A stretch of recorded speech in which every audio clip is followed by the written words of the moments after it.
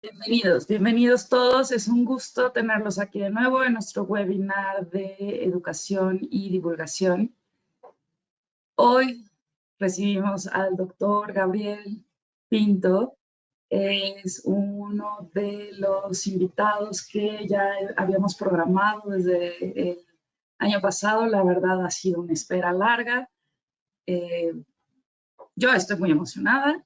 El título de esta presentación es Divulgación y Comunicación Científica en Titulaciones Universitarias STEM, un enfoque académico. Doctor Gabriel Pinto Cañón es uno de los conferencistas y colaboradores que conozco que tienen una forma de ver la educación que mira hacia el futuro, hacia un siglo XXI. Queremos platicarles que los objetivos de esta conferencia, como él nos la propone, es destacar la importancia de la formación en competencias comunicativas para alumnado de titulaciones universitarias STEM. También conocer una asignatura, objetivos, temática, actividades, evaluación, resultados, que se imparte sobre esta temática en la Universidad Politécnica de Madrid y apreciar la variedad de temas implicados en torno a la comunicación, difusión y divulgación de la ciencia y la tecnología. El artículo científico, desarrollo histórico, así como blogs, ferias científicas, medios de comunicación, etc. Esta va a ser una plática muy rica, no pierdan la atención. Doctor, bienvenido. Gracias por recibirnos. Allá buenas noches, acá buenas tardes. Me voy a permitir leer una pequeña semblanza antes de darle la palabra para que nos lleve por esta plática. El doctor es doctor en Ciencias Químicas por la Universidad Complutense de Madrid y posee una gran experiencia, 4 décadas, como docente de la Universidad Politécnica de Madrid. Ha compatibilizado sus tareas docentes, especialmente química para ingenieros y didáctica de las ciencias experimentales, e investigadoras, principalmente en el área de polímeros y materiales compuestos, con la innovación educativa, la formación de profesorado de todas las etapas educativas y la investigación didáctica e historia de la ciencia y la tecnología. Todo esto se resume en la publicación ya de más de 200 artículos científicos y decenas de participaciones en congresos y conferencias, tanto en España como en una docena de países, incluido México. Además, participa de forma activa en la gestión. Es actualmente director del Departamento de Ingeniería Química y del Medio Ambiente de su universidad, presidente del grupo especializado en didáctica e historia de la Real Sociedad Española de Química y miembro de varios comités editoriales, y en tareas de divulgación de la ciencia en general y la química en particular.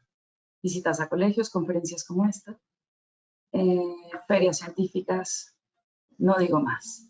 Es un gusto tenerle con nosotros. Queremos que nos comparta esto que le atañe la divulgación y la comunicación a nuestro webinar. Le cedo la palabra. Gracias, doctor, de nuevo, por haber aceptado esta invitación. Pues muchísimas gracias a ti, Mariana. Es un placer poder compartir esta experiencia con la Sociedad Química Mexicana y sobre todo, bueno, pues con la audiencia que tenemos el placer de compartir hoy, ¿no?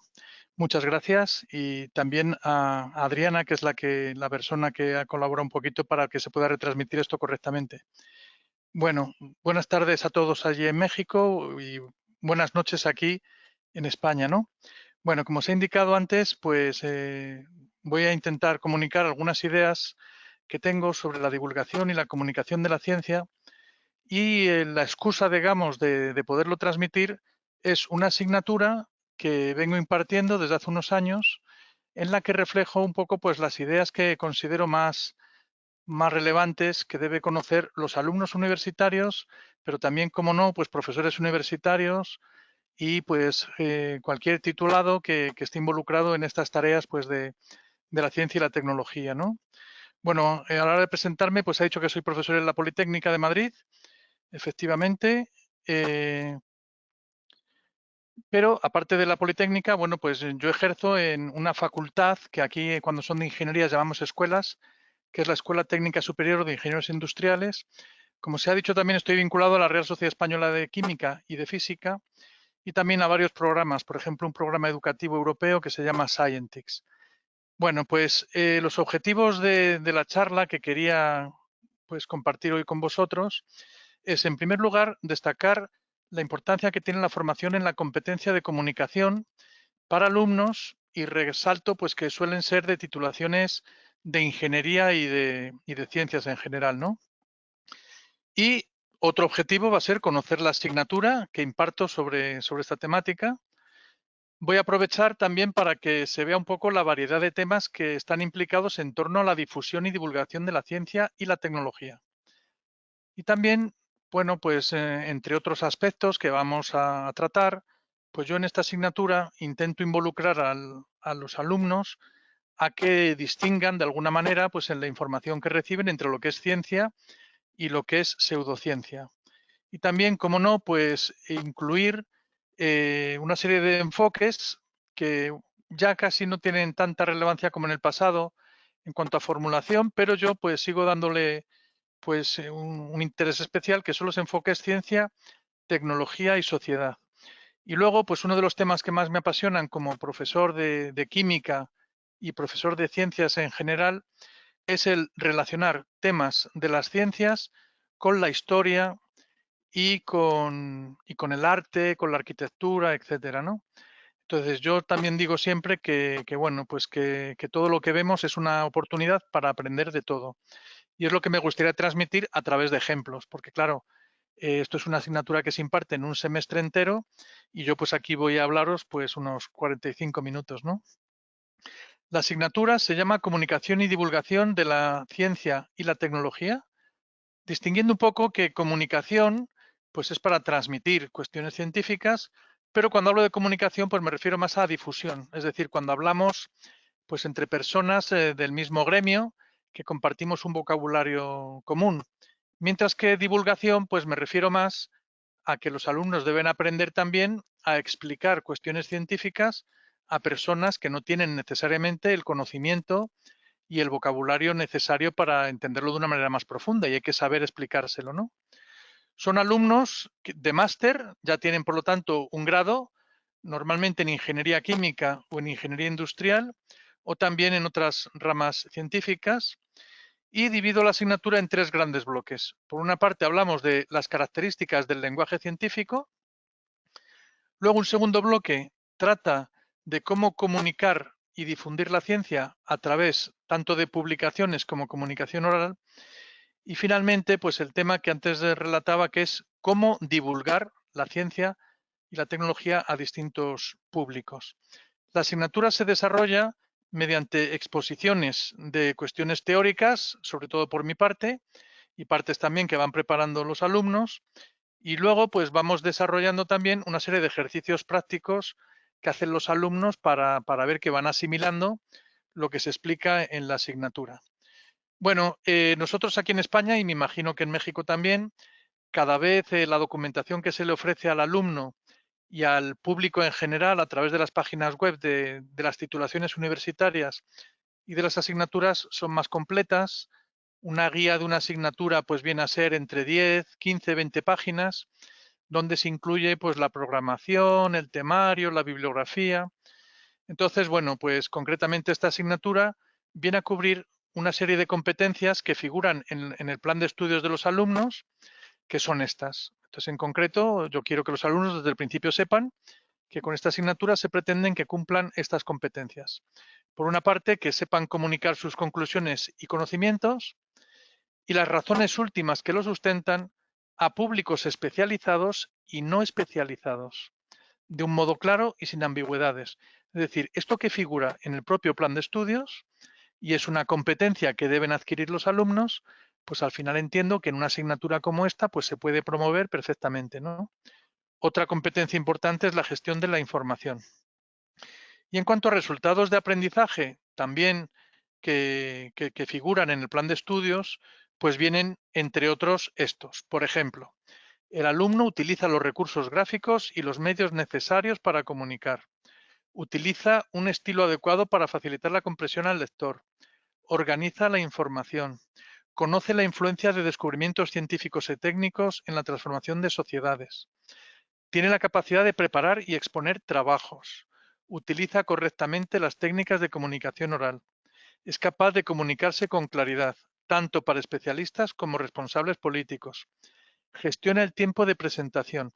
Bueno, todo esto, que a veces se presenta en planes de estudio como ideas generales, ideas un poco vagas, pues yo pretendo que de alguna manera un alumno de máster sea pues capaz de ir asimilando todo esto, o por lo menos que tenga la oportunidad de hacerlo, ¿no?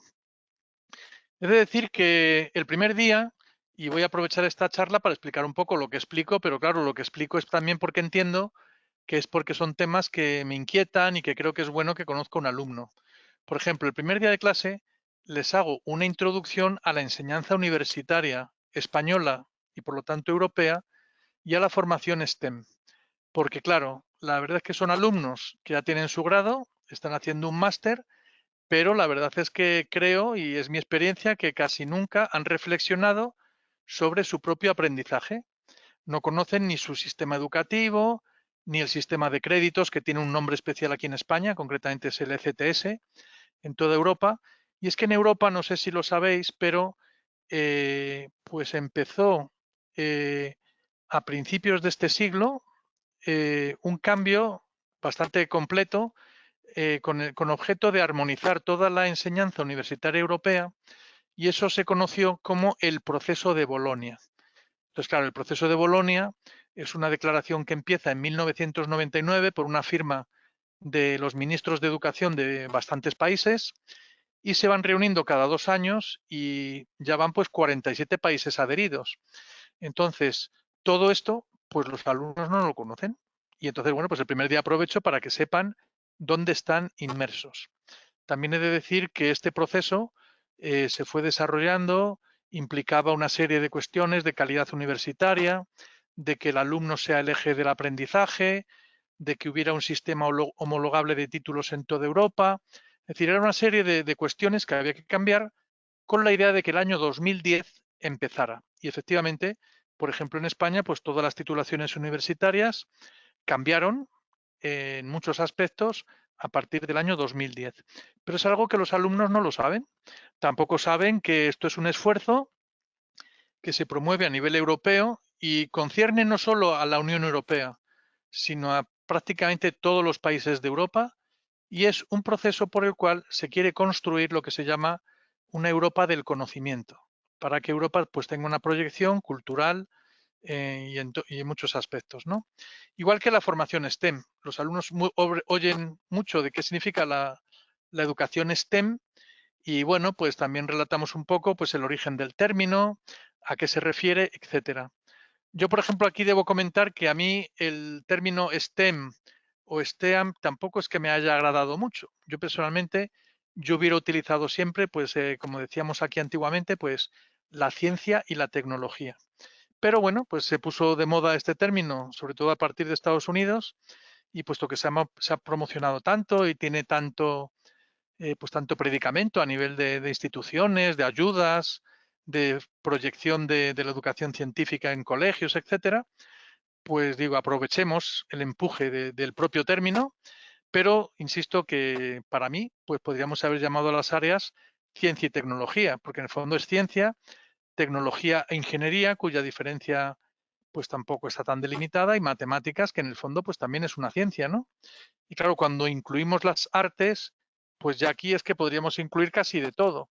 Pero bueno, aprovechemos las circunstancias y tampoco me iba a detener en lo que significa la educación STEM, ¿no? El primer día de clase también voy poniendo siempre ejemplos que a mí personalmente pues me han llamado la atención y que aprovecho para comentaros a vosotros. Por ejemplo, ese primer día, cuando les hablo de la educación universitaria, del proceso de Bolonia y la formación en competencias, algo que ellos tampoco saben, y es curioso que nosotros estemos trabajando con documentos, con una filosofía de formación en competencias, y nadie habla a los alumnos, o casi nadie, de lo que significa esa formación. Bueno, pues en este caso yo cuando se lo he explicado les pongo un ejemplo para que vean que también en educación, como en todo en la vida, pues a veces no todo es nuevo. Por ejemplo, yo siempre digo que cuando hablamos de la metodología educativa, pues el método heurístico pues ya era el que empleaba Sócrates, que en el fondo pues era, en vez de dar respuestas a los alumnos, era hacerles buenas preguntas para que ellos indagaran, ¿no? Entonces, en este sentido, yo creo que el término de competencia es moderno, lo utilizamos mucho ahora a nivel universitario, pero estaba implícitamente, pues por ejemplo, en los planes de estudio de hace un siglo que se impartían ya en mi escuela. Entonces, como ejemplo, y como ejemplo también para promover el aprendizaje científico, el aprendizaje STEM entre las mujeres, pues destaco la figura de la primera ingeniera de nuestra escuela, la primera ingeniera, no solo de nuestra escuela, sino en España, se llamaba Pilar Careaga, y aquí vemos su foto. Entonces, cuando terminó su carrera de ingeniero industrial, pues los alumnos tenían que demostrar, por ejemplo, que eran capaces de hacer ciertas pruebas. Eran competentes, por ejemplo, en llevar la conducción de la dirección de un tren, de un ferrocarril. Bueno, pues aquí tenemos la foto que salió en prensa y todo en el año 1929 de la primera ingeniera española, pues haciendo su viaje de Madrid a Bilbao dirigiendo un tren. Entonces, claro, esto es un ejemplo de que las competencias ya existían hace 100 años implícitamente, pero también lo que les digo es, ¿cómo podemos transmitir este conocimiento de este ingeniero y de su, bueno, pues que se conozca y sobre todo pues para animar a niñas a que se hagan, que no tengan miedo a las carreras STEM, etcétera? Bueno, pues les pongo aquí cómo ha habido una escritora y una dibujante que han sido capaces de transformar la vida, el relato de la vida y este dibujo, por ejemplo, en un cómic para que las niñas pues puedan, y los niños también, claro, puedan acceder a la vida de este personaje, ¿no? Bueno, pues pasando un poco ya del primer día de clase, lo que son los bloques, pues en el bloque 1 hablamos del lenguaje de la ciencia y la tecnología en general. Entonces, ¿qué vemos aquí? Pues vemos las características del lenguaje científico y tecnológico. ¿Qué le diferencia del lenguaje común?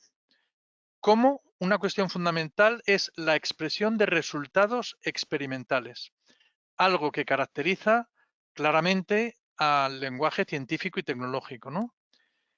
Y aquí, cuando vamos hablando de esto, como enseguida, al hablar de expresión de resultados, trabajamos el tema de las gráficas y las tablas, pues yo aprovecho, dada mi formación y mi pasión por la química, pues hablarles de lo que significa, cómo ha evolucionado, cómo ha nacido, qué implicaciones tiene una tabla muy especial, que es la tabla periódica de los elementos químicos. Y siguiendo con el lenguaje de la ciencia, pues hablamos de las distintas fuentes de información que hay, la búsqueda y gestión de documentación científica y una introducción a enfoques de ciencia, tecnología y sociedad. Este sería el primer bloque. Entonces, tratamos distintos aspectos, entre ellos, por ejemplo, qué significa la escritura científica. Entonces, trabajamos, por ejemplo, que la escritura científica, pues entre otras cuestiones, se caracteriza por una claridad expositiva.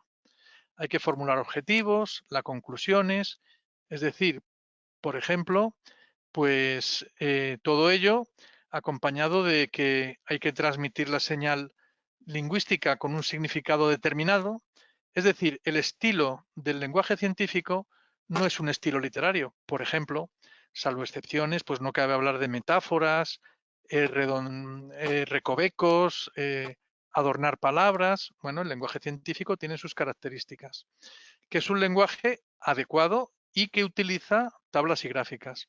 Entonces, dedicamos un tiempo a ver qué características tiene que tener una buena gráfica o una buena tabla.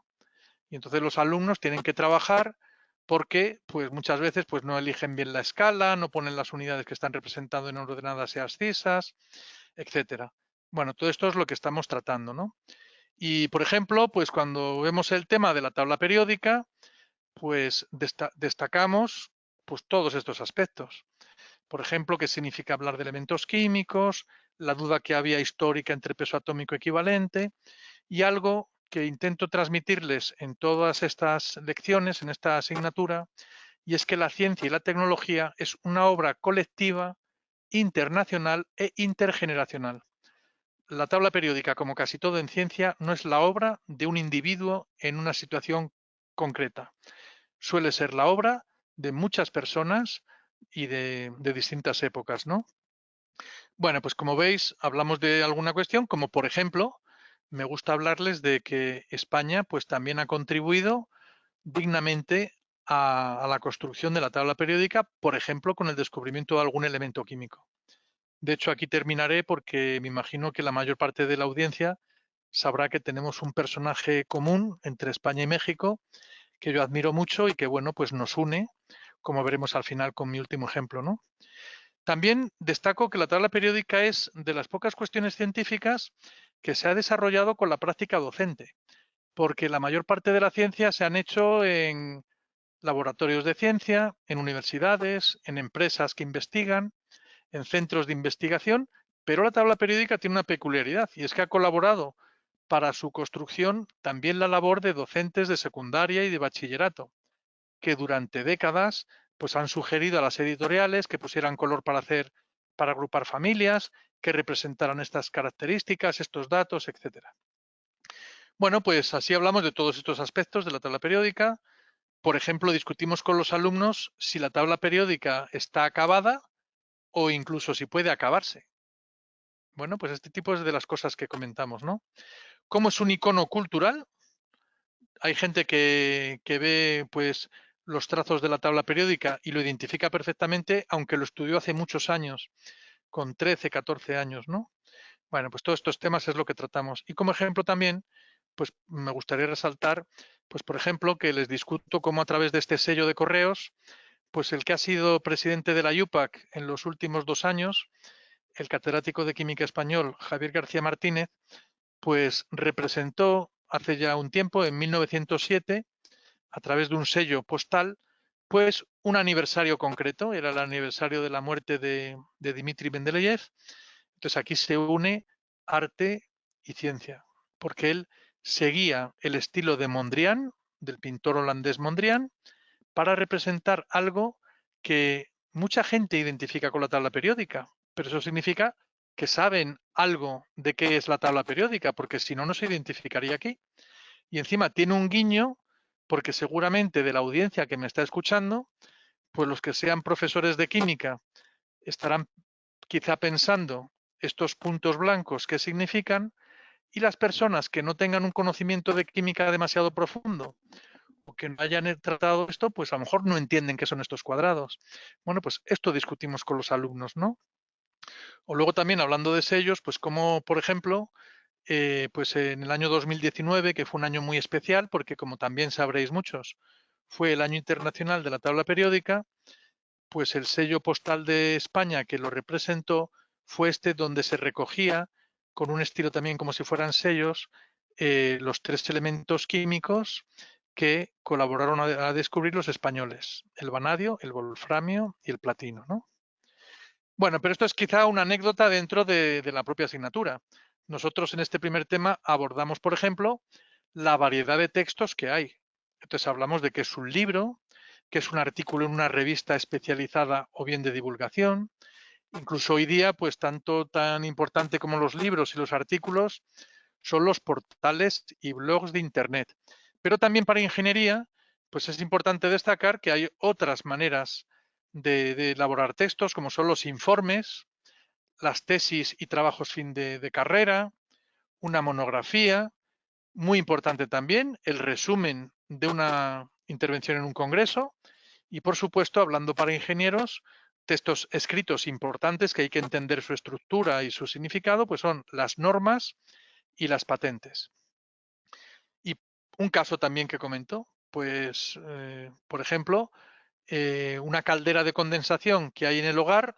Yo no sé si en México hay mucha caldera, pero aquí, por el frío me refiero, pero bueno, me imagino que será como aquí, claro. Entonces aquí en todos los hogares hay unas calderas, concretamente en Madrid el combustible más típico es el gas natural. Y entonces aquí discutimos con los alumnos, pues cómo un tema como puede ser las calderas de condensación, que bueno, simplemente es esencialmente que del CO2 y agua que desprenden, pues el agua está en forma líquida, ¿no? En fase líquida. Y por lo tanto, bueno, pues implica una serie de consecuencias frente a las calderas convencionales. La caldera de condensación implica un ahorro energético del orden de un 10% de combustible y también implica, por lo tanto, un 10% menos de emisión de CO2. Bueno, pues lo que vemos es cómo se puede seguir esta temática a través de una patente, qué características tiene, o a través de un artículo científico que hable de las calderas de condensación, o por ejemplo a través de un cómic que se desarrolló ya hace unos años en España para enseñar a la gente que no tiene estudios universitarios y que no sabe qué es exactamente una caldera, una combustión, no sabe de termodinámica, pues para que entendiera que con la condensación, con el cambio de caldera en tu casa, se ahorra energía y se ahorra también emisiones, ¿no? Entonces, bueno, pues esto sería un ejemplo de divulgación. Además, yo destaco porque siempre les digo que esto lo hacen expertos y claro, de una caldera, que es algo de lo más aburrido que puede haber, como el dibujante ha hecho algo hasta simpático, ¿no? Bueno, pues es curioso. Entonces aquí, bueno, pues ellos bucean en el documento. Pero también se puede tratar de las calderas pues a través de un libro de texto o, por ejemplo, de las instrucciones dadas por un fabricante. Entonces, vemos que cualquier cuestión científica y técnica tiene varias maneras y varios estilos de abordarse. Uno de ellos, por supuesto, son los libros. Y entonces hablamos de las características de los libros científicos. Bueno, con ello empezamos diciendo que, claro, gracias a los libros y esencialmente desde el invento de la imprenta, pues la difusión de la ciencia y de la técnica pues pudo crecer exponencialmente, ¿no? Y bueno, pues hablamos de las características de los libros. Siempre se va ilustrando con ejemplos. Aquí veis, por ejemplo, pues el libro emblemático de Darwin sobre el origen de las especies, ¿no? Pero hablamos, pues desde la estructura interna de un libro, ¿qué es un libro? Para que los alumnos entiendan, pues el vocabulario asociado con ello a los datos esenciales de un libro. Por ejemplo, que tienen que referenciar ellos pues cuando están citándolo en trabajos y para que sepan qué caracteriza un libro, desde el autor, título, edición, editorial, etcétera. Y algo muy importante que a veces lo ven en las portadas y en las contraportadas de los libros, pero no saben lo que es. ¿Qué significa el ISBN? Bueno, pues aprovechamos para explicarlo, ¿no? Y también para terminar este primer bloque del lenguaje científico, pues hablamos de los enfoques ciencia, tecnología y sociedad. Entonces aprovecho pues para hacer alguna serie de reflexiones que unen pues historia, sociología, economía, filosofía, incluso psicología, ¿no? Y bueno, pues hablamos de algún texto donde se habla del tema. Todo esto lo entroncamos también las perspectivas de ciencia, tecnología y sociedad con algo fundamental, que es la sostenibilidad, cómo emplear la ciencia y la técnica de hoy día sin hipotecar el futuro de las nuevas generaciones, y en eso pues se tiene una importancia especial lo que son los objetivos de desarrollo sostenible, ¿no?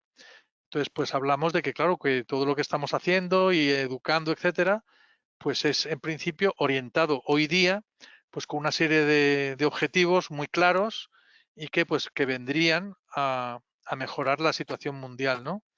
Porque también creo que es importante que el alumno entienda que cuando está aprendiendo cosas es para alcanzar una serie de objetivos y mejorar la sociedad en general, no simplemente para superar exámenes. Y aquí les planteo también cosas como esta, pues cómo pues a través de este cómic, por poner un ejemplo, pues claro, a veces nosotros decimos de cosas que deberían hacerse, pero como dicen los ingleses, que no lo hagan en mi patio de atrás, en mi backyard, ¿no? Entonces, esta cuestión de que, por ejemplo, aquí que pone loco al pobre científico porque el ciudadano le dice que no quiere ni que se transporte el gas, que no quiere fracking, que no quiere plantas nucleares. Le dice, ¿y quieres molinos de viento? Y dice, no, eso tampoco. Y dice, ¿y paneles solares? Y dice, no, que eso hace un paisaje feo, ¿no? Y el señor dice, pero yo quiero tener una independencia energética. Claro, el científico se vuelve loco porque tú quieres hacerlo todo, pero sin que te lo hagan en tu casa, digamos, ¿no? Bueno, pues este tipo de controversias es lo que comunicamos con ellos.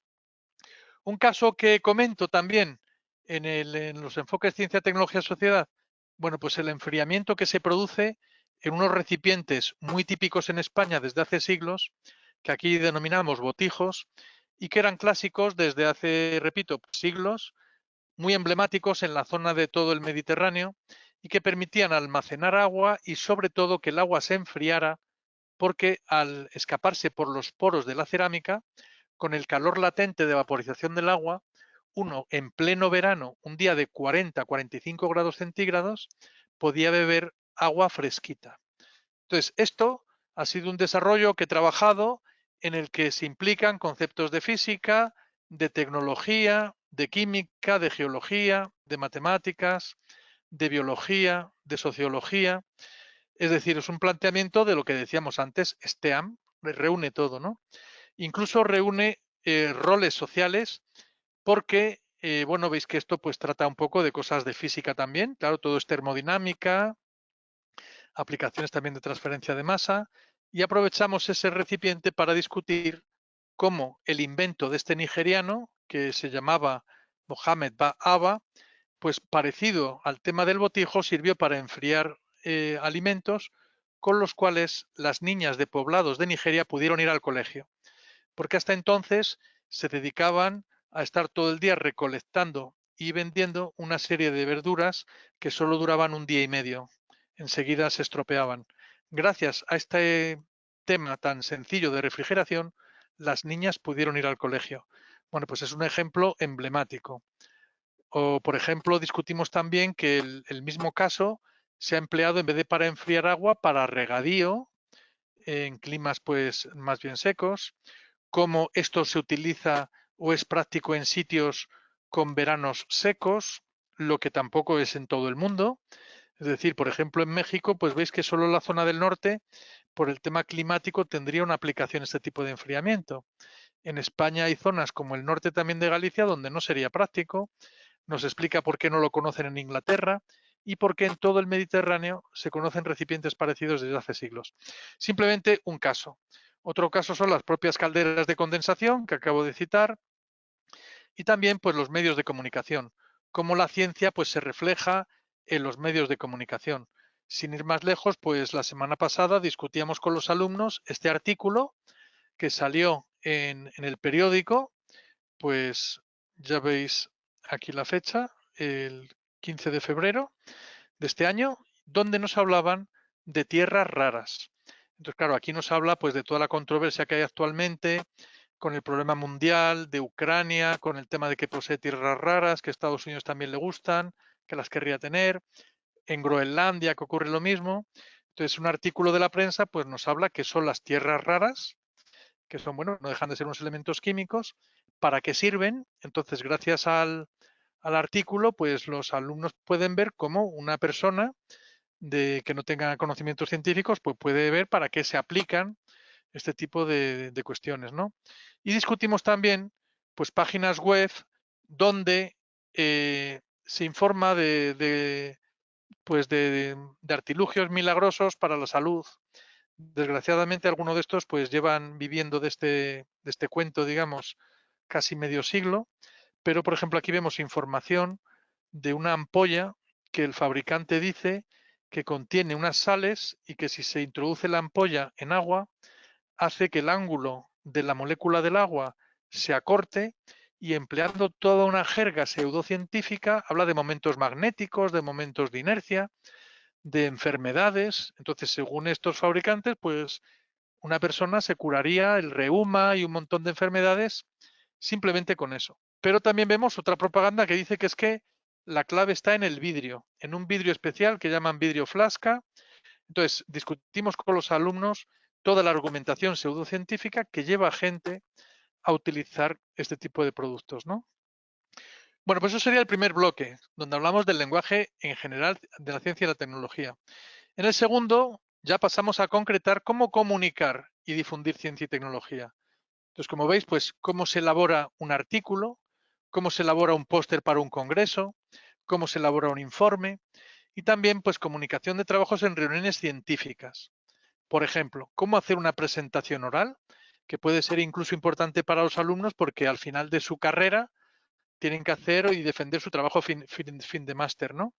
Y como decía antes, pues también la normalización, las patentes y los blogs. Entonces, bueno, pues aquí hablamos de temas que a mucha parte de la audiencia pues les será conocido. ¿Cuál es la estructura genérica de un artículo científico? Porque los alumnos han trabajado con artículos científicos durante sus carreras universitarias, pero no han reparado de forma sistemática que el artículo pues consta desde hace más de 100 años pues de una introducción, de la metodología, de los resultados, discusión, que hay que explicar de una manera muy clara el título, cómo tiene que ser el título, conciso, que atraiga al lector, los autores, discutimos también pues la problemática que tenemos a veces en países como España con dos apellidos, cuando la literatura anglosajona pues al final es solo un apellido, cómo reflejar tu nombre si es compuesto, cómo incluir el nombre de la institución y, por supuesto, todo el tema de las referencias y los estilos bibliográficos, ¿no? Y todo esto va acompañado de que el alumno sepa que la ciencia moderna se soporta en lo que es la evaluación por pares. Es decir, todas estas cosas que tienen que ver con la comunicación científica, que a veces los científicos y profesores universitarios utilizamos como normal porque nos hemos educado en ello, pero que los alumnos pues no siempre son conscientes de que, por ejemplo, un artículo científico pues consta de una serie de apartados concretos, ¿no?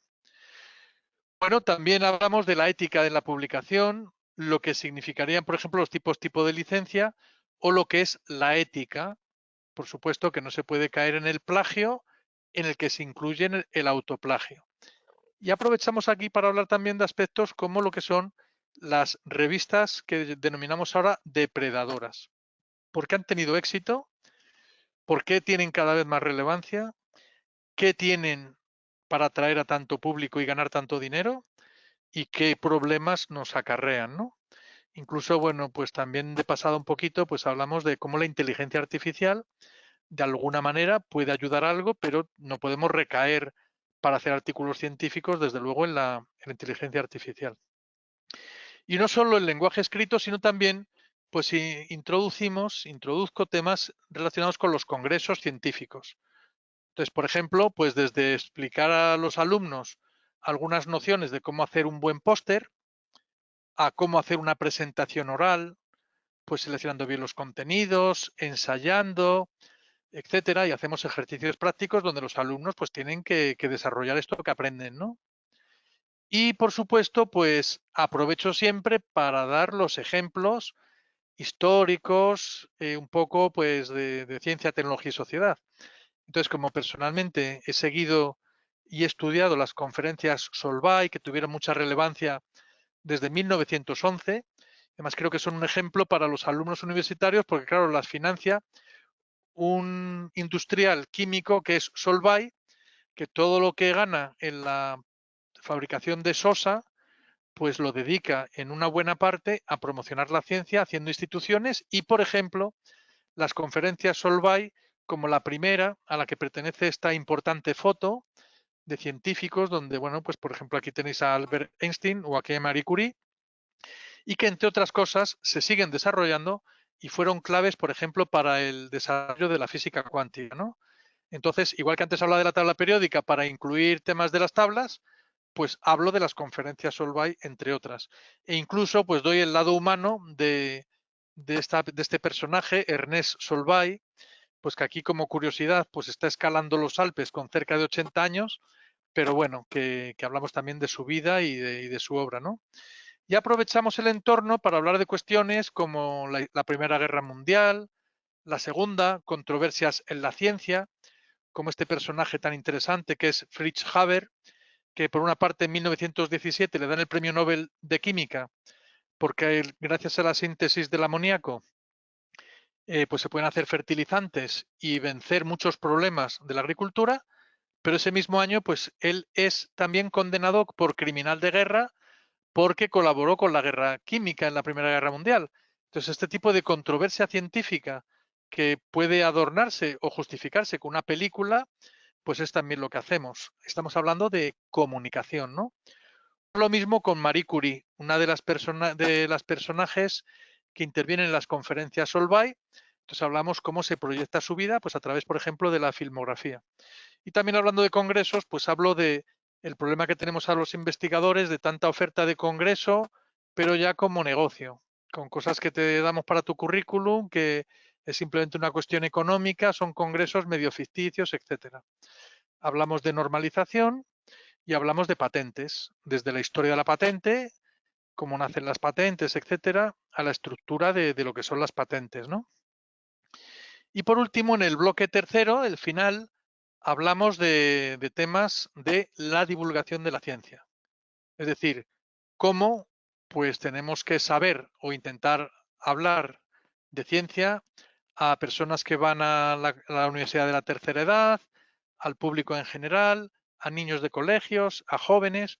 Y entonces aquí aprovecho pues para hablar desde la Royal Society y la figura de Faraday como gran divulgador a otras cuestiones, como hacer infogramas, etcétera, ¿no? Y aquí, bueno, pues veis que hablamos de ferias científicas, diversas vías de divulgación, cómo explicar la ciencia a los niños y a los jóvenes. Un capítulo que me interesa y me gusta es cómo emplear juguetes e ingenios científicos también para aprender ciencia y la importancia de los museos, ¿no? Aparte de algunos hitos en la historia de la ciencia, como he venido destacando. Entonces, en demostraciones científicas, no solo hablo de la historia de la Royal Society, un lugar emblemático para la divulgación científica, sino que aprovecho también, pues en la misma línea que destacaba al principio con la figura de Pilar Careaga, la primera ingeniera en España, pues también hablamos de Marie Curie y cuando podemos, pues hablamos también para introducir personajes como en este caso Jane Marcet, que es una gran divulgadora del siglo XIX.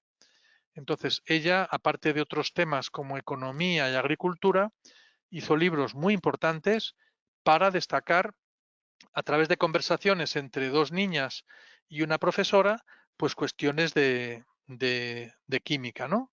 Y entonces, bueno, pues aprovecho para decir a los alumnos que toda la obra de Jane Marcet está digitalizada y pueden ver incluso las preciosas ilustraciones que hacía ella, ¿no? Claro, la demostración científica no es simplemente que salga humo y colores. Entonces hablamos de puntos fuertes, puntos débiles, cómo tener especial precaución en demostraciones donde se emplea la química, etcétera. Y bueno, pues pensar que las demostraciones, sobre todo en niños, son muy agradecidas y es un método ideal para que el alumno se introduzca en la ciencia de una manera amena, pero intentando que sea lo más rigurosa posible. No todo en ciencia son humo y colores, pero es importante que ellos vean humo y colores pues como atractivo, ¿no? También hablamos de los libros divulgativos o, por ejemplo, a través de la historia, pues cómo ha habido pues distintos libros pues de todo tipo. Aquí hablo concretamente de uno muy popular en Estados Unidos, donde siempre digo que a mí me llamaba la atención la portada. Este libro es de los años 50, tuvo muchas ediciones, donde se introduce una niña haciendo experimentos de química. Y uno dice, pues qué avanzado, que lo hace en la química un niño y una niña. Pero luego en la primera página, la niña es la que está con su madre, que hace cosas de química, pero en la cocina. Mientras que el padre es el granjero y el que emplea la química, etcétera, ¿no? Bueno, pues esto es el tipo de cuestiones que podemos discutir. Y aprovecho para hablarles de divulgadores como Isaac Asimov, Carl Sagan o un periodista español dedicado a la ciencia muy importante que fue Manuel Calvo Hernando, ¿no? Entonces, todo esto me gusta que los alumnos pues tengan un contacto de saber este mundo, porque claro, si nadie se lo explica y no lo leen porque no tienen especial interés en ello, pues tampoco van a tener tema de interés por ellos mismos, ¿no? Por supuesto, los blogs son importantísimos hoy día. En esto hago menos énfasis porque suele ser más conocido por los alumnos, pero también les indico, bueno, pues que deben buscar buenos blogs, que sean rigurosos, etcétera, ¿no? Y bueno, pues discutimos con ello. Y aprendizaje por los juegos, pues otra vez, igual que al principio decía que el tema de las competencias no es exactamente novedoso, pues la física, la química y la ciencia a través de juegos y, por ejemplo, química sin laboratorio, historia natural al aire libre, etcétera, pues por ejemplo se puede ver en este libro de T. Sandier de el siglo XIX, porque como decimos aquí en latín, no hay nada nuevo bajo el sol. Bueno, pero así yo también aprovecho para que ellos entiendan, por ejemplo, el pájaro bebedor como una máquina térmica muy importante en ingeniería a nivel de comprensión de muchos conceptos, o el radiómetro de Crookes. Y finalmente, pues comentar, ya estamos llegando un poco al tiempo que se me había concedido, pues que aparte de todo este temario, que como veis, pues lo he sintetizado en, pues en 45 o 40 minutos, pero esto nos ocuparía pues un cuatrimestre entero. Son 2 horas de impartición a la semana y los alumnos pues a lo largo del cuatrimestre tienen que hacer un trabajo individual que es un portafolio donde van recapitulando la información que se da en todos los capítulos, pero también con ideas propias de ellos, de qué ejemplos proponen, qué recapacitan sobre los temas, etcétera. Y como se trata de comunicación, quiero que al final de curso tengan pues un texto escrito de forma ordenada, ¿no? Y en equipos, pues dependiendo del número de alumnos que haya, en los últimos años, con entre 20 y 30 alumnos, intentamos, y se hace, que hagan una revista final donde en grupos de 2 o 3 elaboran un artículo siguiendo las recomendaciones que hemos ido viendo, pues en relación a algún tema que tienen que discutir entre ellos y conmigo, pero luego ellos mismos hacen de revisores. Entonces, a su vez, 2 o 3 personas organizan el número de la revista como si fueran editores de revista, ven qué tal han trabajado los revisores, los autores, incluso se autoevalúan entre ellos y también organizan un congreso porque el último día el propio artículo tienen que exponerlo cada uno, cada grupo en una ponencia de 10 minutos. El balance final de la asignatura, pues diría que, bueno, pues yo creo que favorece la formación de competencias de comunicación, pero no deja de ser lo que yo llamo una asignatura de relleno. Es una asignatura optativa, no tiene un peso relevante en el plan de estudios y compite porque los alumnos pues, pueden elegir esta asignatura y otras en vez de hacer prácticas en empresa o en vez de hacer otras actividades u otras optativas. Es decir, no es una asignatura troncal y fundamental, pero yo entiendo que tiene su importancia, ¿no? La principal queja de los alumnos, aparte de, bueno, pues ellos piensan que son temas curiosos en general, pero su principal queja es que es mucho trabajo por lo que escriben y tal. Yo, bueno, pues eso también lo discutimos con ellos. A veces, pues discutimos también la extensión que deben tener los textos y los trabajos, pero sí que digo que, bueno, pues que a fin de cuentas que el escribir, que el exponer, todo cuesta un trabajo que hay que asimilar, ¿no? Y por supuesto, para mí quizá uno de los temas fundamentales es que aparte de introducirles en todos estos aspectos, es que es una oportunidad para mí para hablar de temas muy actuales, pues a veces de propias noticias de prensa y de televisión, y de cuestiones de historia de la ciencia. Por ejemplo, para que veáis uno de los ejemplos que me gusta destacar con ellos y que era mi última idea y que me gustaba como regalo hacia vosotros, es que a mí me apasionó cuando conocí en México el retablo de la Independencia, que por si alguno no lo ha visto nunca, claro, esto lo podéis ver en el Museo Nacional de México, en la colina de Chapultepec, en Ciudad de México, y es un mural curvo de 14 metros de longitud. Esto que estoy señalando ahora son 14 metros. Entonces es obra de O'Gorman, aunque se le encargó al gran muralista Rivera, falleció poco antes y lo hace su discípulo O'Gorman, que por cierto, el padre de O'Gorman era también pintor y era ingeniero químico, por eso se fue de Irlanda a México para trabajar en minas de allí y tiene un cuadro muy bonito en un laboratorio de autorretrato del padre de O'Gorman, ¿no?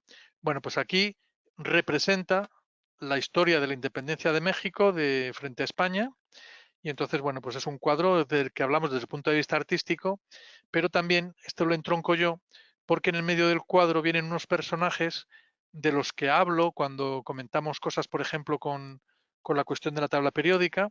Creo que muchos ya conoceréis. Aquí en el centro del cuadro aparecen, por ejemplo, Alexander von Humboldt, que estuvo un año y pico por México, haciendo estudios geológicos y de botánica, etcétera. Fausto de Elújar, que trabajó en el Palacio de la Minería durante décadas y que fue el descubridor, junto con su hermano Juan José, del elemento wolframio, y uno de mis personajes preferidos, y que creo que se le honra mucho más en México que en España, que es Andrés Manuel del Río.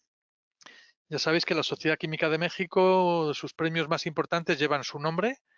Él, de hecho, muere prácticamente como mexicano, o al menos como novohispano, que era esa zona especial que comprendía todo México, Cuba, parte de Estados Unidos, incluso Filipinas. Pero bueno, Andrés del Río, para el que no lo sepa, pues descubre en México el elemento vanadio. Y es muy interesante el descubrimiento porque, bueno, pues tardan 30 años en reconocer que lo ha descubierto él. Incluso, pues él se enfada porque le dan al elemento el nombre de una diosa escandinava, porque son los suecos los que dicen 30 años después que lo han descubierto. Y él incluso se lamenta porque dice que ese elemento tenía que haberse llamado eritronio por una serie de cuestiones de colores rojizos de unos compuestos, o si no, como una divinidad mexicana, puesto que en esas tierras se encontró. Bueno, es una última curiosidad porque en este cuadro viene como precursores de la independencia de México, ¿no?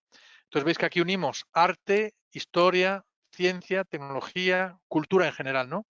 Bueno, pues esta es la filosofía de este tema que, bueno, pues que gracias a la Sociedad Química de México, pues eso he podido explicar hoy.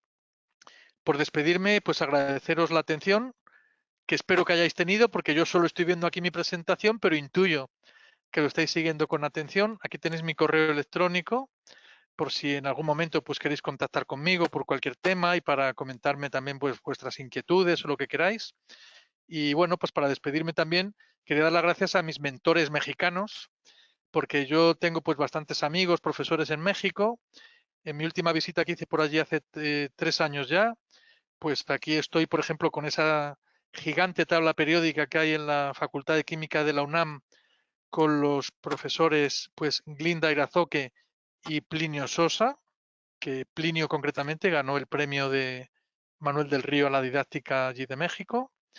Y bueno, pues también un mexicano, un profesor de México que conozco pues desde hace ya casi 30 años y que hemos tenido muchas actividades comunes y que incluso he tenido la oportunidad de compartir con él inquietudes con esta asignatura porque él imparte una análoga en la UNAM, que es Carlos Mauricio Castro Acuña.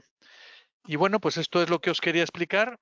Muchísimas gracias y ahora quedo a expensas de que según se me ha indicado, bueno, pues a través del chat habéis podido hacer preguntas y ahora creo que me van a transmitir un poco, ¿no? Muchas gracias.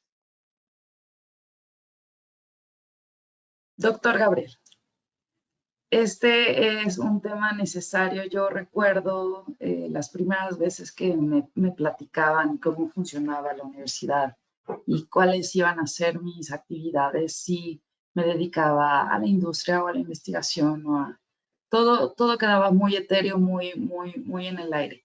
Una asignatura así, optativa, y por qué no también una asignatura así para el tronco común, me parece que es formativa a lo más. Llevaría a nuestros alumnos a mejores resultados, a mayor interacción, a encontrar nuevas vinculaciones. Es una forma muy fácil de hacer redes. Y si algo necesita la ciencia es que más personas la entiendan. ¿Mm? Ya tengo algunos comentarios y creo que más preguntas que comentarios. Por supuesto, hay muchos saludos y agradecimientos por estar aquí. Me gustaría comenzar con las preguntas. ¿Cuál es, si es que existe alguna tendencia específica de la divulgación para el ámbito académico? Bueno, yo en principio no conozco, ¿eh? Yo cuando hablo de la divulgación me refiero para que mis alumnos de máster entiendan cómo hacer divulgación ellos el día de mañana o mientras trabajan, están estudiando en la universidad. Por ejemplo, a veces también hacemos actividades con nuestros alumnos en una metodología que me imagino que en México también pues es una de las herramientas que hay más modernas, que se llama el aprendizaje servicio. No sé si ahí existe como tal. Aquí se está implantando pues en las distintas etapas educativas y entonces, por ejemplo, voy a poneros un caso.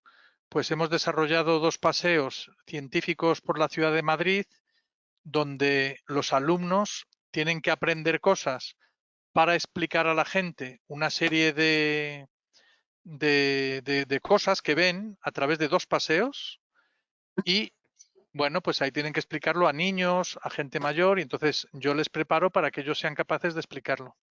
Os diré que, por ejemplo, uno de los paseos se llama El Madrid de la Ilustración y el descubrimiento de 3 elementos químicos. Entonces empezamos en una escultura que hay de Antonio de Ulloa y terminamos en la casa natal de Andrés del Río. Y a medida que vamos andando, pues van explicando. Quiero decir que lo que explicamos es para que los alumnos entiendan cómo divulgar, porque incluso alguno va a llegar a empresas el día de mañana donde la divulgación cada vez es más importante, ¿no? Y es cada vez más importante darnos a entender y abrir canales de comunicación. Sí, por ejemplo, ¿Cuál? lo que decía yo antes del ejemplo de las tierras raras, pues ahora es un término que antes no utilizaba nadie y ahora todo el mundo, pues entre lo de Groenlandia y lo de Ucrania, pues las tierras raras están continuamente apareciendo en los periódicos. Y resulta, pues claro, hay que explicar a la gente que esos son unos elementos químicos determinados que se emplean para hacer una serie de, pues de cosas que empleamos en la vida cotidiana, ¿no? Pues esa es la divulgación que habría que hacer, ¿no? Sí. Cuando leí la pregunta me vino a la mente también las prácticas de campo y las exploraciones. Y esta guía que hacen los alumnos, ¿la tienen programada para público en general o solamente para alumnos de escuelas ya predichas? O sea, la guía te refieres en la asignatura, ¿no? La guía me refiero al paseo que hacen los Ah, no, ese alumnos. paseo, por ejemplo, es un ejemplo, es un caso que mis alumnos tienen que explicárselo a gente general. Por ejemplo, hay un congreso de científicos en Madrid, el año pasado hubo un congreso de polímeros. Bueno, pues se ofrecían excursiones para que mis alumnos explicaran a los congresistas el paseo, ¿no? O, por ejemplo, pues hay gente, pues como decía antes, que están estudiando, ahora está muy en boga en España, pues gente que se jubila, que tiene 60, 60 y pocos años y que quiere seguir estudiando. Son las universidades de mayores que se llaman. Bueno, pues organizan grupos y se lo enseñan, por ejemplo, ¿no? O algún colegio que el profesor tiene interés en que sus alumnos sepan ese tipo de cuestiones, pues también se les hace, ¿no? Si alguna vez O lo sea, es para hacen público virtual, general. avísenos. Nosotros estaríamos muy, muy interesados en terminar en la casa natal. ¿Eh? Bueno, os diré que es un poco deprimente, porque es una casa que, bueno, se derribó en el siglo XIX y ahora es una casa que está llena de pintadas, grafitis. Y luego otro tema muy apasionante es que yo, como me gustan mucho estos temas, pues fui al ayuntamiento y al cabo de los años conseguí que el Ayuntamiento de Madrid, que eso es una cosa administrativa pues inmensa, aprobara una resolución por parte de todos los grupos políticos que tenían que hacer un reconocimiento especial a través de una calle, un centro o algo a Andrés Manuel del Río. Bueno, pues han pasado 5 años y ni caso, porque la política y la ciencia pues está un poco reñida. Va por un lado unas vías y por otro lado va otra, ¿no? La importancia de aprender a comunicarnos bien y entendernos. Claro, también, Una ves, es otro pregunta tema más. apasionante. eh, sí, ese tema da para una vida. ¿Cómo pueden las universidades colaborar con medios de comunicación o instituciones externas para fortalecer la divulgación científica? ¿Es que usted ha intentado algo así? Bueno, aquí ya de forma oficial en todas las universidades de España y yo creo que también allí, porque yo conozco la UNAM y sé que tiene pues editoriales y todo muy importantes para divulgar, ¿no? Yo conozco series de libros y todo que la UNAM ha desarrollado durante mucho tiempo, ¿no? Incluso me consta de programas de radio. Hay un programa de radio de México que interviene una niña que es de padres mitad españoles, la mitad mexicanos, y resulta que es un programa de México, que es una niña de 10 años, que es una apasionada de la química, interviene en ese programa de radio, ¿no? Lo que sí es que en las universidades, a eso me refiero, en España todas hoy día tienen una sección de comunicación. Y entonces en la comunicación es intentar que las noticias de las investigaciones que se hacen en los centros salgan a la prensa y a la televisión. Entonces, eso existen ya en todas las universidades, pues, unidades de comunicación. Y luego también, pues, a nivel de divulgación, se organizan, pues, lo que se llaman las Semanas de la Ciencia, que hay 2 etapas a lo largo del año. Por si eso no se sabe, pues, por ejemplo, en Madrid es muy típico que hay una Semana de la Ciencia en noviembre, que en realidad ya no es una semana, son 3, donde todos los centros universitarios y de investigación abren las puertas para que vayan familias, colegios, etcétera. Y en el mes de marzo hay otra Semana de la Ciencia y en vez de ir las familias y el público a la universidad, van a un centro ferial que hay en Madrid, en las afueras de Madrid, y allí cada universidad y cada centro de investigación pone un stand, ¿no? Entonces, todo eso, pues lo coordinan las secciones estas de comunicación de las universidades. Como todo en la vida, pues hacen lo que pueden y a veces, pues ellos lanzan noticias de que se ha descubierto un nuevo polímero, un aditivo para algún tema, que se ha hecho un dron, un robot. Luego otra cosa es, pues, cómo casa en este mundo tan complicado de la comunicación y más ahora con Internet, porque, bueno, yo he de decir que a veces cuando comento noticias con mis alumnos me sorprende que no saben nada de esas noticias que han pasado en el mundo. Pero claro, es que yo, por ejemplo, veo todavía los noticiarios de la televisión. Mis alumnos no los ven, porque ellos ya no ven la televisión, ven sus series, pero no tienen gusto por ver un noticiario en televisión. Nadie lee un periódico. Yo creo que la cultura que da un periódico es impresionante. Yo conozco gente mayor que no ha estudiado carreras universitarias, pero simplemente de leer el periódico pues casi a diario, tiene una formación cultural porque sabe de geografía, sabe de historia, y bueno, pues este es un poco lo que tenemos en comunicación. Yo ahora, por ejemplo, he dado un mal ejemplo de comunicación porque me han hecho una pregunta muy concreta y me he ido por las ramas, ¿no? Pero Pero hemos bueno, tocado temas importantes. sí que hay esfuerzo de comunicación a nivel de universidades, ¿no? Entre otras cosas porque competimos unas también con otras y entonces pues las universidades tienen un afán en comunicar lo que se hace para atraer también pues futuros alumnos, ¿no? Sí, es importante con qué afán estamos divulgando, ¿no? Y cómo con ese afán podemos ayudar a la educación, a consolidar Claro. algunos temas. Sí, claro, sí. Ujú. Tengo una pregunta que dice, respecto al uso de medios tecnológicos como el smartphone en la clase de la enseñanza, perdón, en la clase, en la enseñanza y el aprendizaje de la comunicación y divulgación, ¿cuál es su opinión? Pues hombre, yo personalmente, yo siempre digo que yo me encanta que los alumnos utilicen pues los medios electrónicos que tengan. Yo, por ejemplo, a nivel ya no solo de esta asignatura, sino, bueno, yo mi asignatura principal es la química general para ingenieros.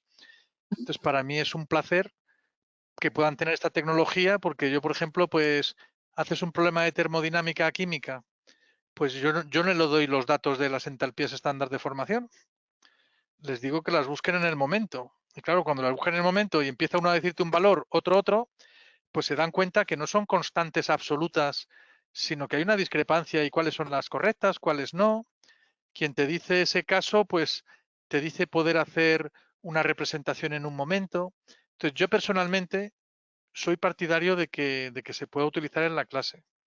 Incluso a veces cuando hay tendencias de prohibirlo, yo siempre digo que un alumno pues es como nosotros. Él puede tener una abuela que está muy enferma y se va a meter en una clase 2 horas y ¿por qué va a estar totalmente incomunicado si quiere saber en un momento dado? O sea, yo por supuesto, si hay un chico que está todo el rato con los WhatsApps y no atiende, pues podría ser una cosa negativa y se lo puedo decir. Pero en general creo que es una herramienta importante.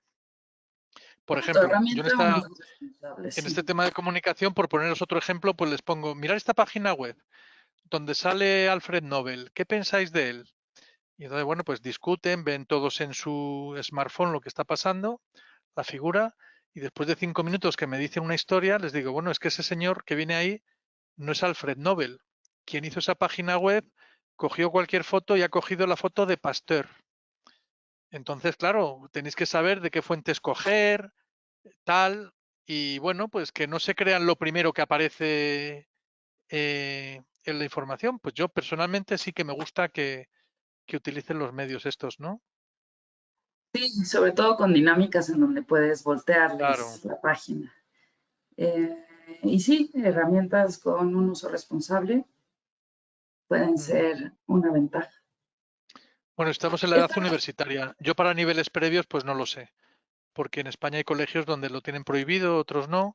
Yo hablo de mi experiencia con jóvenes universitarios. por supuesto, hay que poner el acento en qué nivel educativo estamos trabajando. Esta siguiente pregunta dice, dentro del sistema de estudio STEM, ¿usted considera importante adquirir los sets especializados de alguna marca? Por ejemplo, Lego, por mencionar alguna. ¿Qué opinión tiene al respecto de eso? Bueno, yo es que vuelvo a lo que yo estoy, pues un poco mi ámbito es el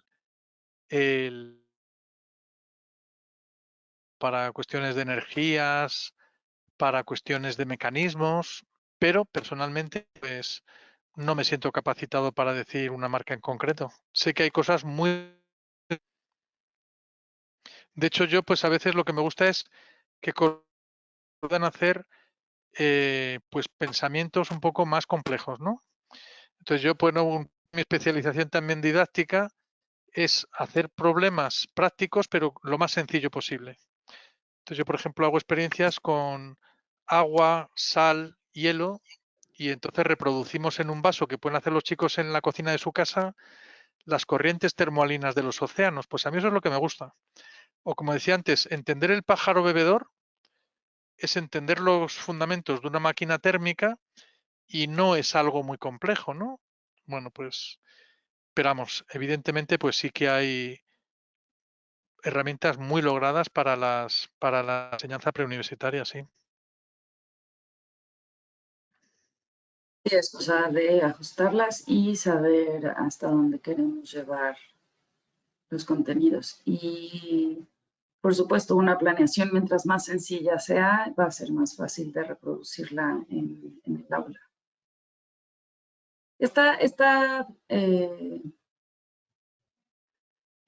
es un comentario, pero me voy a disculpar porque tal vez no diga bien el apellido, porque viene con firma. Dice, enhorabuena por la ponencia, y está firmado por Ana Sciol. Muchas gracias, Ana, por los comentarios. Voy a hacer una última pregunta, tal vez otras dos. ¿Ha tenido experiencia realizando actividades de divulgación de la química a través de redes sociales? ¿Y cuáles serían sus recomendaciones para realizar esta actividad en medios digitales de la mejor manera? ¿Qué dice, doctor? Hay una Pues yo mejor manera. precisamente no tengo gran experiencia. Yo lo que empleo en las redes sociales, yo evidentemente, por ejemplo, no tengo TikTok, yo tengo simplemente pues Facebook, LinkedIn y lo que ahora se llama X. Entonces yo para mí las redes sociales más que nada es para divulgar la tarea que hago. Yo intento divulgar todo lo más posible y digamos que cuando haces algo, pues difundirlo también lo más posible. Por ejemplo, yo tuve el honor y el gusto de que en la revista mexicana Educación Química me publicaron hace 2 años un trabajo precisamente de cómo el retablo de la independencia puede servir para unir temas de arte, historia y química, ¿no? Bueno, pues yo lo publico y luego lo que hago es, pues en todas las redes sociales, difundirlo para poner el enlace para que la gente lo pueda adquirir, etcétera. Pero no tengo un canal, por ejemplo, de YouTube, etcétera. Sí que alguna vez he grabado experiencias, pues sobre todo porque he ido a alguna feria científica de niños, etcétera. Entonces te graban, pues puedes una grabación de 10 minutos y luego queda ahí. Pero tampoco soy experto en redes sociales. De hecho, yo una cosa que me gusta mucho es intentar escribir todo lo que se me ocurre de divulgación y de didáctica, porque pienso que al publicarlo, pues es accesible sobre todo a otros colegas, ¿no? Y, y bueno, pues yo sé que eso es muy potencial hoy día, tiene una gran potencialidad todo lo que es las redes sociales y en divulgación, y sé que hay canales pues muy buenos y otros que son muy vistosos, pero que tienen un fundamento científico un poco pues peculiar, ¿no? De hecho, diré que en muchas cosas de divulgación, pues a veces lamentablemente se difunden errores y con eso pues hay también. El famoso experimento de la vela de Faraday, pues a veces se explica de una manera que resulta que no es correcta. Y hay quien lo ha publicado hace ya años, la manera correcta de explicarlo, pero tiene más éxito lo vistoso y lo que en realidad es falso, que es otra doble herramienta de la divulgación científica. Quién divulga y cómo se divulga, pero eso es todo el tema de la comunicación. Siempre está la controversia, sí. Qué tanto es tantito? Ujú. Tengo un comentario, este no está firmado, pero está bonito, el doctor Gabriel. Doctor Gabriel, es muy grato escucharlo y muchas felicidades por su presentación. Y Pues también muchas voy a gracias. aprovechar para leer un comentario más sobre el tema que cierra con una pequeña pregunta. Dice, en el ámbito de las competencias, yo estudié hace muchos años. Teníamos muchos laboratorios y actualmente por competencias veo la carencia de laboratorios. En cuanto a las habilidades y manejo, ¿cómo podemos solventarlo? Siento que hace falta desarrollar estas habilidades. ¿Qué opina, doctor? ¿Es que estamos perdiendo estas habilidades? Bueno, pues eso dependerá de las facultades. En principio yo entiendo que las competencias de manejo del instrumental del laboratorio es fundamental en carreras como la química, ¿no? Y entonces, bueno, pues ahí habrá que buscar un equilibrio. Evidentemente, cuando hablamos de competencia, pues lo que hay que hacer es siempre equilibrios. Y, por ejemplo, una competencia que ha mejorado mucho en España es la competencia del conocimiento del inglés, por ejemplo. Evidentemente, cuando al final hay que distribuir tiempos, pues a veces hay ciertas competencias que tienen que introducirse y que van en detrimento de otras más tradicionales, pero yo personalmente, si la economía, el nivel de profesorado, el número de profesorado, etcétera, lo permite, yo no prescindiría del aprendizaje experimental, creo que es fundamental. Vamos, yo personalmente, yo es que estoy un poco, como decimos aquí, chapado a la antigua. Yo el tema de simulación para sustituir un laboratorio de química, yo no lo veo. Otra cosa es, si uno no tiene acceso a un laboratorio porque vive en un sitio remoto o porque quiere repetir una práctica, pues hombre, una práctica de laboratorio no la vas a repetir 4 veces, a lo mejor no tienes ni posibilidad, pero si tú la has hecho y la refuerzas con un buen vídeo o con una buena simulación, pues eso puede estar bien. Ahora, yo no soy partidario, desde luego, de suplir experiencias prácticas en absoluto.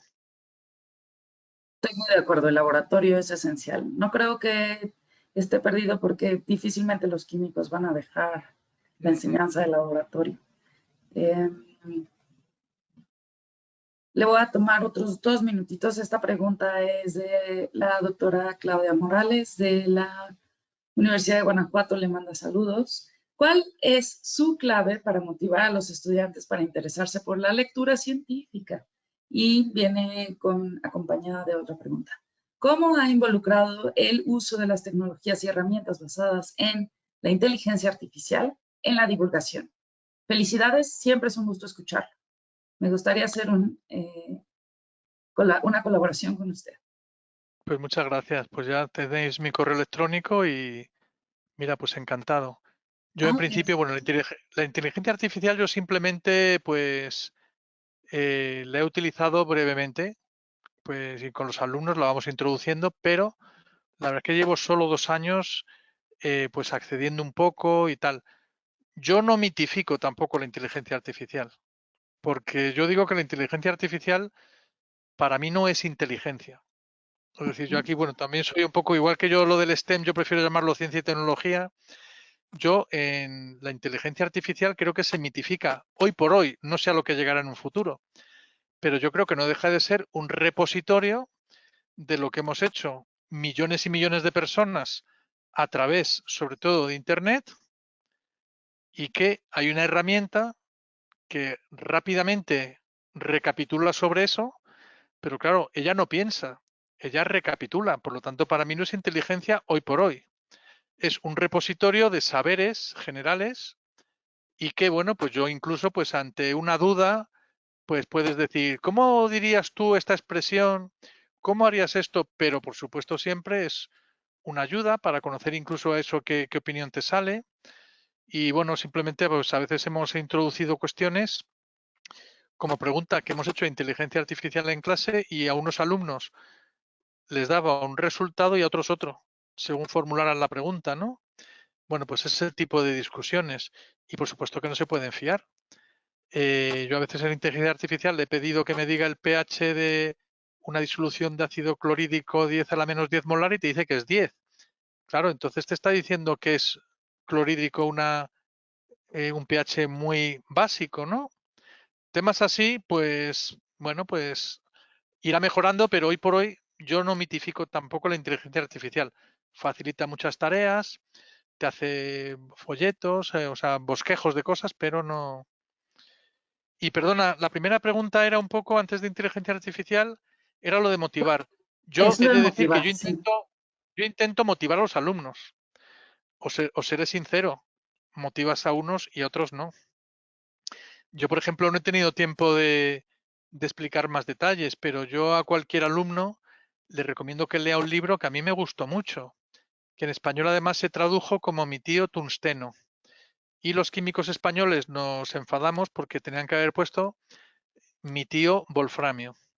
Entonces es un libro que escribió, por si alguien no lo conoce, Oliver Sacks, que era un neurólogo, falleció hace unos años, y entonces que un neurólogo hablara con ese amor a la química, a mí me entusiasmó. Y entonces es un libro donde él habla de un tío que era un fabricante de bombillas y que utilizaba un filamento de wolframio y que a él le atrajo eso y que iba al Museo de Ciencias de la ciudad donde vivía en Inglaterra y veía la tabla periódica y le entusiasmaba ese orden. Bueno, pues yo a mis alumnos les recomiendo que lean ese libro. Ahora, unos lo leen y otros no lo leen. Yo tampoco les puedo forzar un montón de cosas, ¿no? Yo hay un lema muy importante para mí que es de la editorial Larousse, que es un poco mi lema en divulgación. Yo dedico todo el tiempo que puedo, me esfuerzo lo que puedo. Si desarrollo una herramienta, puedo trabajarla con alumnos de química de primer curso universitario. Si hay una feria científica, la adapto a los niños. Yo, de lo que sé, que es poco, intento difundirlo lo más posible. Entonces yo digo que es como la editorial Larousse, que su lema en francés es siembro a todo el mundo. Entonces el tema es una figura de una niña que está soplando sobre unas semillas que salen, pues yo es lo que hago. Ahora, yo intento motivar. Ahora, motivar es algo muy, muy complejo. Entre otras cosas porque nuestra sociedad también es muy compleja y, bueno, pues con los medios que se han aludido antes de las redes sociales, etcétera, es difícil motivar. Y, bueno, pues también vivimos en grandes ciudades donde a veces un alumno tarda casi una hora en llegar al sitio donde está estudiando, tiene que emplear otra hora para volver. Motivar también exige tiempo, o sea, el estar motivado para hacer cosas te exige tiempo, ¿no? Sí, nos gustaría tener la fórmula, pero justo no existe. Es el día a Claro, día y el contexto que se comparte y pero que yo a se... veces eso cuando lo comentamos entre profesores, yo digo, bueno, pues piensa tú, yo pienso, cuando teníamos 12, 13, 14 años. A algunos nos apasionaba cuando la profesora te hablaba de la estructura electrónica, la tabla periódica, pero luego lo piensas y si éramos 40, 50 personas en clase, ¿quién se dedicó a la química? Tú y a lo mejor otro compañero. Pues a los otros no les motivaron y otros se motivaron por otras ramas, ¿no? Es decir, la motivación es compleja, pero hay que intentar motivar, por supuesto. Ahora Ah, que lo sí, no, logremos al no 100%. quitaremos el dedo al renglón. Mm, Toda razón, doctor. Hemos llegado al fin de nuestro webinar. Yo creo que no le podré agradecer lo suficiente por habernos aceptado esta invitación. Un gusto escucharle, espero verlo en otros de nuestros eventos. Seguiremos en contacto. Eh, Nuestra audiencia también le manda muchos saludos y está agradecida por su colaboración. ¿Le gustaría, antes de despedirnos, dirigirle unas últimas palabras a nuestra audiencia? Pues muy bien, muchas gracias, Mariana. La satisfacción es mía por haber tenido la oportunidad de transmitir mis ideas y un tema que me apasiona. Y bueno, pues muy agradecido a tu labor y a la Sociedad Química de México y por supuesto a las personas que han tenido la delicadeza de dedicarme pues 1 hora y pico de su tiempo pues para oír mis razonamientos, ¿no? Y muchas gracias a todos y sobre todo mucha suerte en toda vuestra vida personal y profesional en lo que estéis embarcados, en la docencia, en la investigación en empresas, en todo. Mucha suerte y muchas gracias. Muchas gracias, doctor Gabriel Pinto Gañón. Nos vemos pronto. Esperamos nuevas colaboraciones. Muchas gracias, querida audiencia. Muy bien, Un gusto. muchas gracias.